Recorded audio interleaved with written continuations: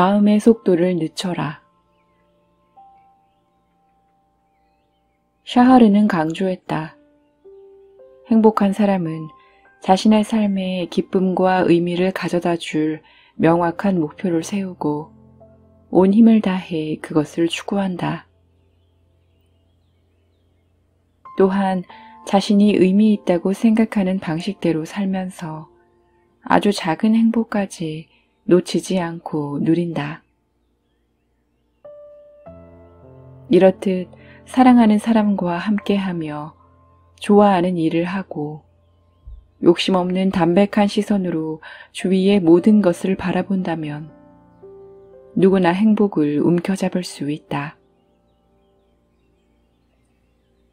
행복은 일종의 마음가짐이다. 한 치 앞도 알 수 없는 인생길을 걸으며 마음을 단련해 가다 보면 행복을 추구하는 것 자체가 행복임을 깨닫게 된다.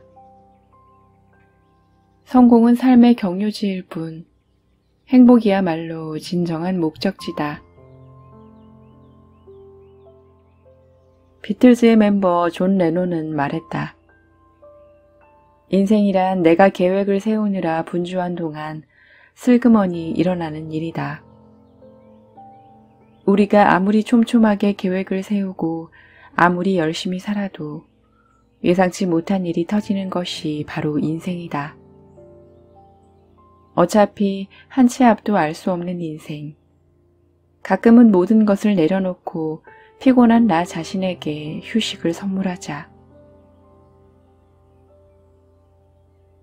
우리는 이성을 단련시키는 데 많은 시간을 들이면서도 정작 영혼을 돌보고 들여다보는 것에는 인색하다.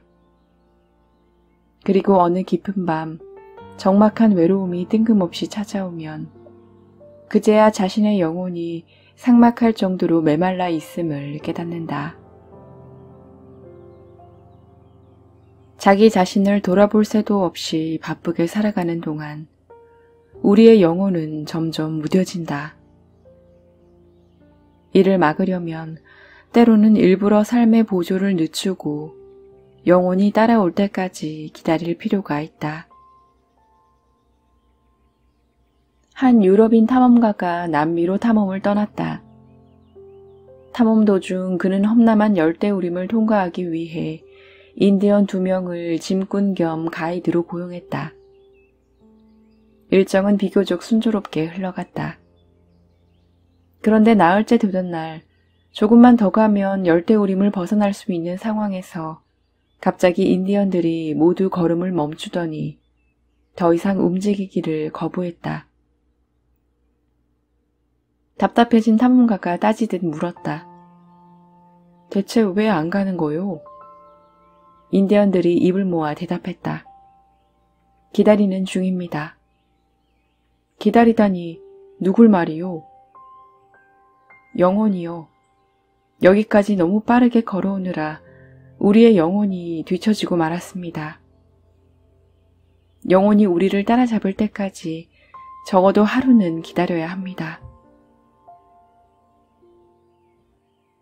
우리도 자신에게 물어보자. 정신없이 돌아가는 사회의 톱니바퀴에 끼어 온갖 스트레스를 감내하며 돈과 명예, 지위를 향해 앞만 보고 달려오는 동안 우리의 영혼 역시 저 멀리 뒤처진 것은 아닐까? 생계를 위해 발바닥에 땀이 나도록 뛰어다닐 때, 한 푼이라도 더 벌기 위해 밤을 지새울 때, 혹은 자신의 명예를 위해 고군분투할 때, 어쩌면 우리는 아주 소중한 무언가를 잃어버리고 있는지도 모른다. 어쩌면 영혼이 따라오지 못할 만큼 빠른 걸음으로 의미 없는 맹목적 경주를 벌이고 있는지도 모른다. 사람은 누구나 죽기 전에 무언가를 이루고 싶어 한다. 그래서 인생의 매 순간을 투쟁하듯 살아간다.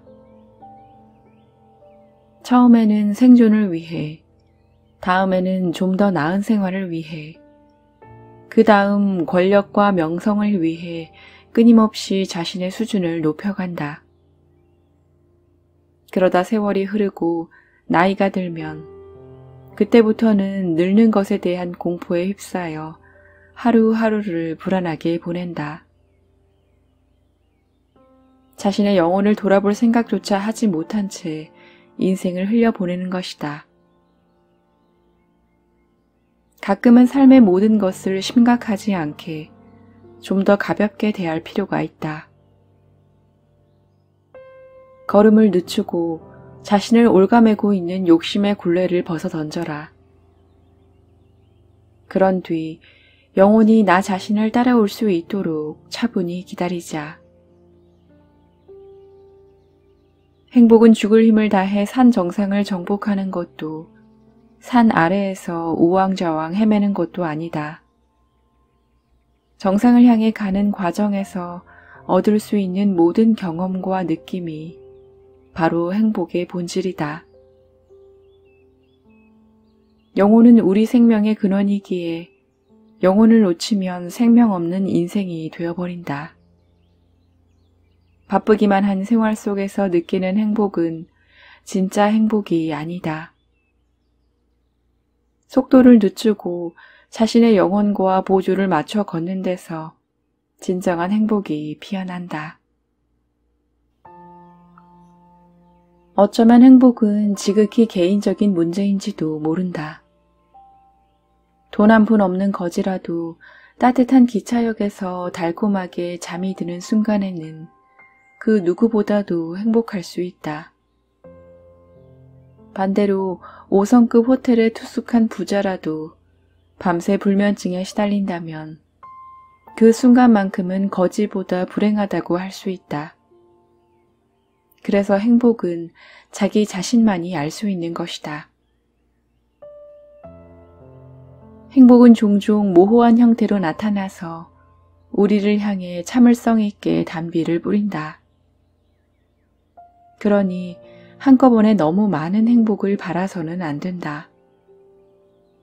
그랬다가는 오히려 행복이 도망가고 만다. 행복의 수도꼭지를 확 틀어서도 안 된다. 행복이 너무 빨리 흘러가 버릴지도 모르기 때문이다.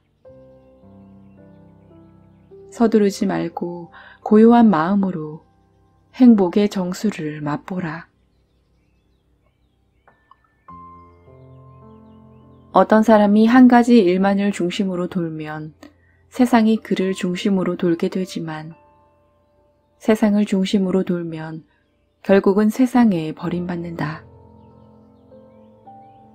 자신의 능력 범위 안에서 온전히 집중할 목표가 있다는 것은 계속해서 앞으로 나아갈 원동력을 가진 것과 같다. 사람은 그러한 목표가 있어야 한다. 그래야 자신의 인생에서 무언가 의미 있는 일을 성취할 수 있다. 목표는 미래라는 사진을 위한 원판이다. 오늘의 모습은 3년 전에 세웠던 목표의 결과이며 오늘 세운 목표가 3년 뒤 자신의 모습을 결정한다. 그러니 쓸데없는 장가지와 불필요한 욕심을 과감히 잘라내고 명확하고 현실적이며 자신이 가장 열중할 수 있는 한 가지 목표를 세워라. 그리고 그 목표에 힘과 노력을 온전히 집중하라. 이것이 바로 자신의 손으로 미래를 만드는 비결이다. 고통은 소금 같아서 어느 용기에 담느냐에 따라 농도가 달라진다. 똑같은 양의 소금이라도 물 한 잔에 타는 것과 밥그릇, 국그릇, 심지어 아주 넓은 저수지에 타는 것은 당연히 농도가 다를 수밖에 없다. 부정적인 감정이 생기는 이유는 대부분 문제를 지나치게 확대해서 보기 때문이다. 어떤 일의 결과를 바꾸고 싶다면 먼저 자신의 마음부터 손을 대야 한다. 인생의 길이는 결정할 수 없어도 폭은 자신의 의지로 얼마든지 넓힐 수 있고 타고난 생김새나 체격은 바꿀 수 없어도 마음은 얼마든지 아름답게 바꿀 수 있다. 자신이 바꿀 수 있는 것에서부터 시작하는 것이 바른 시작이다. 자신의 운명을 주관하는 법은 어렵지 않다. 자신의 마음을 다스릴 수 있으면 된다. 어떤 일을 재수 없다고 생각하면 그 일은 정말로 재수 없는 일이 된다. 그러나 이만하면 괜찮다. 혹은 이만하길 정말 다행이다 라고 생각하면 정말로 다행한 일, 아무것도 아닌 일로 변한다. 인생의 희비극이 모두 자신의 손에 달려있는 것이다. 행복은 본질적으로 후천적인 학습을 통해 얻는 기술이다. 누가 봐도 불리하고 나쁜 상황에 놓여 있을 때조차 긍정적인 마음가짐은 한 줄기 빛이 된다. 환경을 바꾸고 싶다면 먼저 자신의 마음부터 바꾸자. 대개의 경우 우리는 행복하지 않아서가 아니라 행복을 발견하지 못해서 불행하다. 행복은 바로 우리 생활 속에 있다. 인파와 차량이 붐비는 도시에 살면서 아무런 사고 없이 하루를 보내는 것도, 매일 일을 마치고 집으로 돌아와 가족과 담소를 나누며 따뜻한 차를 나눠 마시는 것도, 음악을 듣고 책을 읽으며 여유 있게 주말을 보내는 것도 모두 행복이다. 매일 신선하고 자극적인 일이 벌어지지 않아도 그저 평화롭고 평범하게 세월이 흐르는 것만으로도 우리는 이미 행복한 사람인 것이다. 욕심을 조금만 덜어내고 자신의 주변에 조금만 주의를 기울인다면 누구나 평안함의 가치와 거기서 비롯되는 행복을 누릴 수 있다.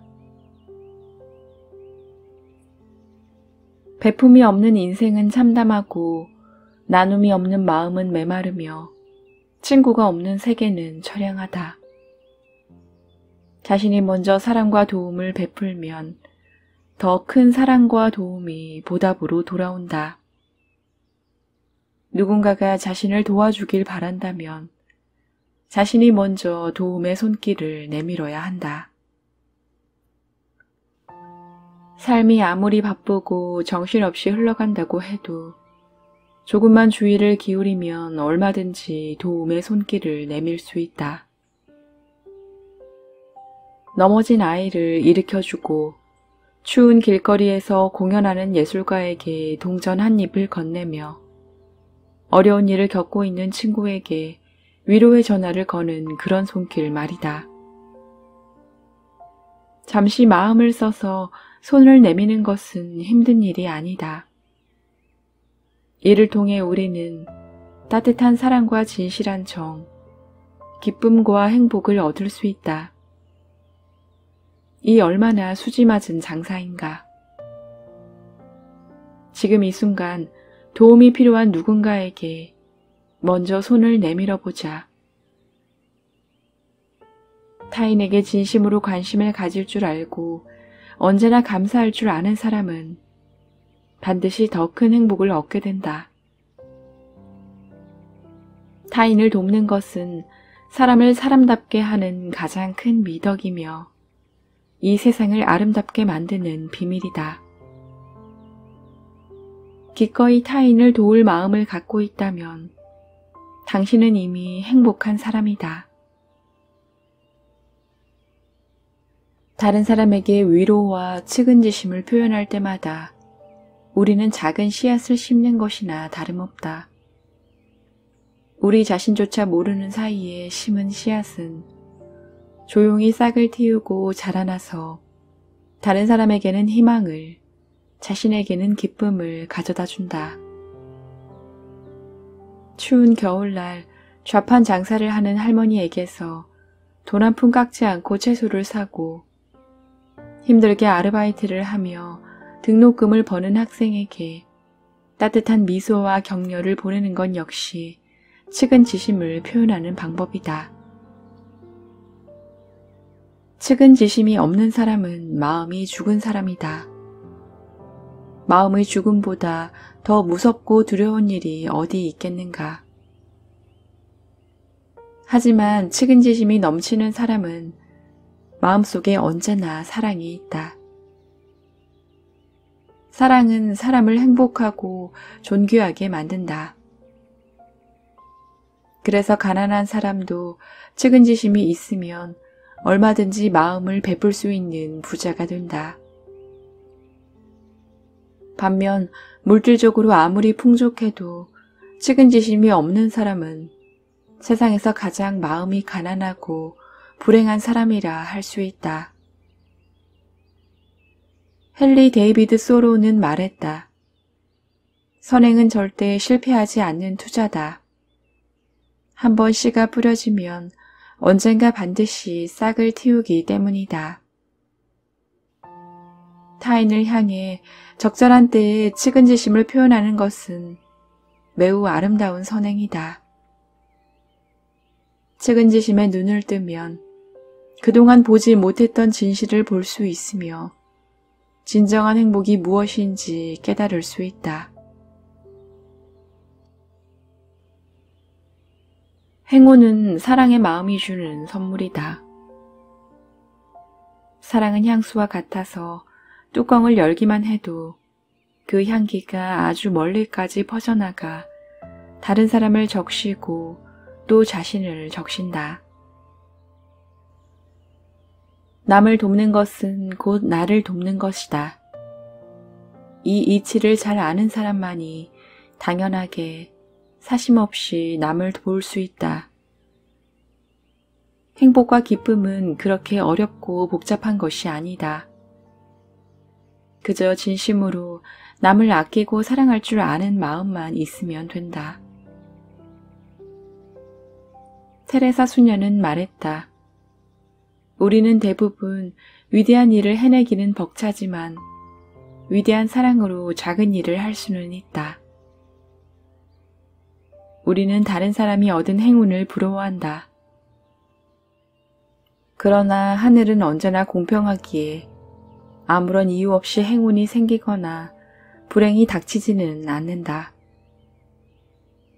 우리가 진정한 사랑의 마음을 품고 기꺼이 그것을 베풀 때 삶은 우리에게 더 큰 선물을 줄 것이다. 행복을 얻는 가장 좋은 방법 중 하나는 바로 다른 사람의 감사를 바라지 않고 베푸는 것이다. 즉, 베푸는 것 자체에서 기쁨을 얻을 때 비로소 행복해질 수 있다. 대가를 바라지 않고 베푸는 것에서 우리는 더 큰 기쁨을 얻을 수 있다.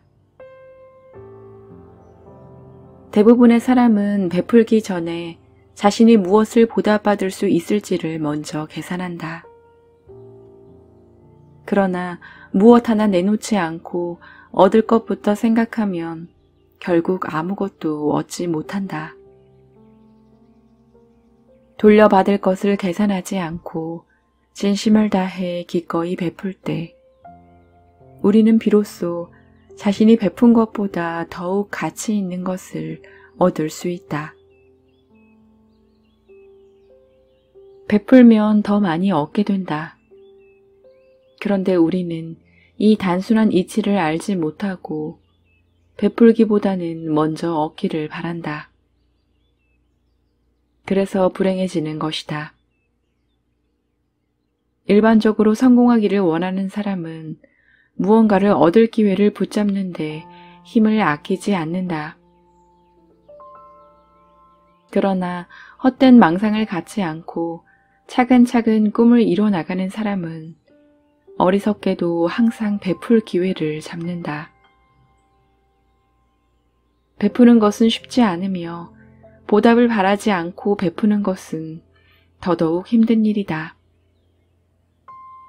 그러나 이러한 마음을 가질 수만 있다면 그 사람은 이미 행복한 인생을 보장받은 셈이다. 시인 타고르는 아름다운 시로서 베품의 가치를 표현했다.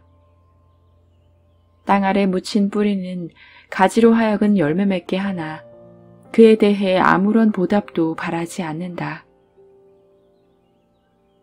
바라는 바 없이 베푸는 사람은 더 큰 것을 돌려받지만 욕심을 부리며 억지로 얻으려는 사람은 결국 빈손으로 남게 된다. 왜냐하면 신은 욕심 많은 자를 돕지 않기 때문이다. 그래서 보답을 바라지 않는 베품은 인생의 가장 큰 지혜다. 인생에는 완벽한 일보다 여기저기 흠집나고 결함 있는 일들이 더 많이 일어난다. 하지만 때로는 못생긴 사과가 예쁜 사과보다 맛이 좋은 것처럼 완벽하지 않은 일들이 우리에게 더 큰 기쁨과 행복을 가져다 주기도 한다.